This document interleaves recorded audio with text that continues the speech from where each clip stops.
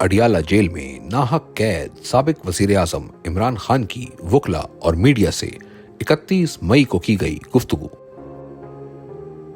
जो हक पर खड़ा होता है वो हारता नहीं है।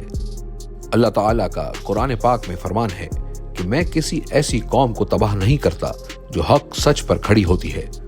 हजरत अली का कौल है कि कुफ्र का निजाम चल सकता है मगर नाइंसाफी का नहीं।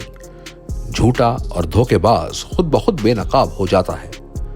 9 मई दर हकीकत लंदन प्लान का हिस्सा था, जिसका मकसद ही मुल्क की सबसे बड़ी सियासी कुव्वत तहरीक इंसाफ को खत्म करना था, जिसमें मुझे और दीगर पार्टी अरकान और कारकुनान को पहले से तयशुदा मंसूबे के तहत जेल में डाला गया।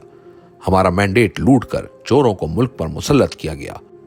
हम पर हर तरह की फस्तायत के पहाड़ तोड़े गए।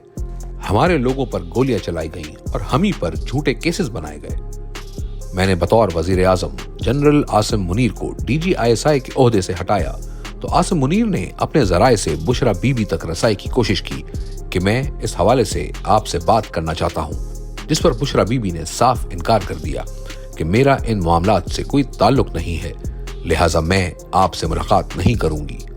बुशरा बीबी की गुज़िश्ता 14 माह की नाहक कैद और जेल में नारवा सलूक के पीछे जनरल आसिम मुनीर का ये इंतकामी रवैया ही कार फरमा है। मुझे जेर करने के लिए जिस तरह मेरी अहलिया बुशरा बीबी को इंतकाम का निशाना बनाया जा रहा है, इस तरह पाकिस्तान की तारीख में आमरीत के दौर में भी कभी नहीं हुआ। इन पर इयानत का इल्जाम था जो कि साबित भी नहीं हुआ, लिहाजा एक केस से दूसरे में गिरफ्तारी डाल दी जाती है। वो एक घरेलू खातून है जिनका सियासत से कोई ताल्लुक नहीं। 4 हफ्तों से मेरी अपनी अहलिया से मुलाकात भी नहीं करवाई जा रही। जेल ज़ाब्ते के मुताबिक कल मेरी अपनी अहलिया से मुलाकात का दिन तय था, मगर अदालती हुक्म के बावजूद तयशुदा शेड्यूल के मुताबिक हमारी मुलाकात नहीं करवाई गई। कल हमारे एक MNA अब्दुल लतीफ चित्राली को 9 मई के झूठे मुकदमे में सजा सुनाई गई है। किस सबूत की बुनियाद पर? इसी तरह डॉक्टर यास्मीन को जेल में रखा गया है और शाह महमूद कुरैशी अगर मतलूबा बयान दे दें तो इन्हें कैद से खुलासी मिल जाए।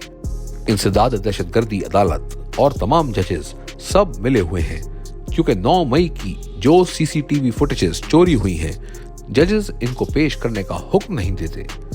किसी जज ने हिम्मत नहीं की कि वो CCTV फुटेजेस मंगवाए और सबूतों की रोशनी में फैसला सुनाए। हम बेकसूर हैं और हमारे लोगों को सबूतों की अदम मौजूदगी और बगैर फेयर ट्रायल के सजाएं सुनाई गई हैं। हम तमाम अदालतों में 9 मई की CCTV फुटेज मंगवाने के लिए दरख्वास्त देंगे।